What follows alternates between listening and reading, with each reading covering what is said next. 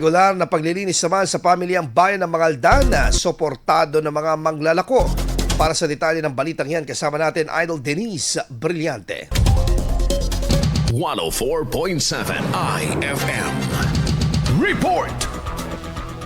Noong Huwebes, Enero 8, sinimulan na ang malawakang paglilinis sa pamilihang bayan ng Mangaldan kung saan inuna itong fish at meat section. Kasabay nito nilinis din ang mga kanal at drainage para maiwasan ang pagbabara at mabahong amoy. Suportado ng mga manlalako ang isinasagawang regular na paglilinis sa Mangaldan Public Market na layong mapanatili ang kalinisan at kaayusan sa pamilihang bayan. Pinahayag ng ilang vendor na malaking tulong ang sinasagawang malawakang paglilinis ng lokal na pamahalaan ng Mangaldan noong Huwebes, lalo na sa mga pwesto ng karne at isda na mas mabilis kapitan ng dumi. Ayon sa panayam ng IFM, dagupan sa ilang manlalako dahil wet goods ang kanilang paninda, kinakailangan ang madalas na paglilinis upang maiwasan ang masangsang na amoy at pagdami ng basura. Nakakatulong naman para malinis yung dadanan ng mga tao.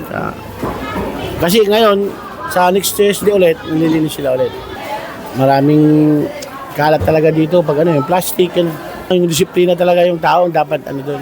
Kasi kung walang disiplina yung mga tao, tapon ng tapon, kahit anong linis ang gawin natin, hindi natin malilinis yung Dagdag pa nila, mas nagiging kampante ang mga mamimili kapag malinis ang paligid at maayos ang kondisyon ng palengke. Kasabay ng paglilinis ng mga pwesto ay sinagawa rin ang clearing ng mga kanal at drainage system upang maiwasan ang pagbabara na maaring magdulot ng baha at karagdagang polusyon. Ayon sa LGU, nakatakdang gawin ang ganitong cleanup activity tuwing Huwebes at Sabado bilang bahagi ng regular na maintenance ng palengke. Naniniwala ang mga manlalako na makatutulong ang tuloy-tuloy na paglilinis upang mapanatiling ligtas, maayos at kaaya-ayang Mangaldan Public Market para sa mga nagtitinda at mamimili. Kasama mo mula rito sa IFM News, nagupan nito si Idol Denise Brillante, Tatak, IFM.